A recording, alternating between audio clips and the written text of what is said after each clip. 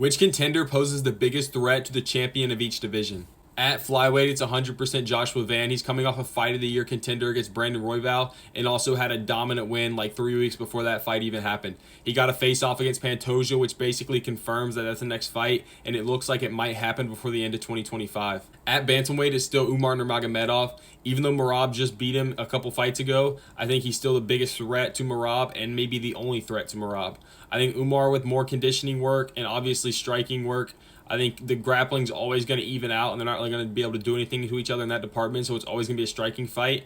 And I think with Umar improving his cardio and his striking, he's got a legit chance to beat Merab in the rematch. At featherweight, it's Movsar Evloev still. Even though he's pulled out like more than he's fought, I think he's the biggest threat to Volkanovski's reign. I know a lot of people say Jean Silva, but I think he hasn't been fraud checked yet. I think his fight against Diego Lopez could be a fraud check. I think Diego Lopez is still a legit contender that could beat Volk in a rematch.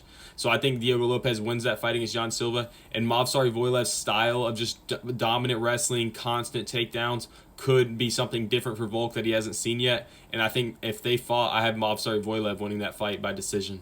At lightweight, it's an obvious answer, but it's an answer nobody wants to admit. Arman Sarukian's the toughest fight for Ilia Topuria, and I think Ilia knows that, and that's why he's downplaying him so much.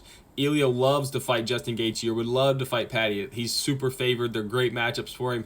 Arman's a terrible matchup. Arman's a legit number one contender who would probably be favored against most champs pound for pound wise. And I think he's the toughest fight for Ilia. And Ilia's just straight up ducking him, acting like he doesn't exist. And I think it's for a good reason. Arman's legit.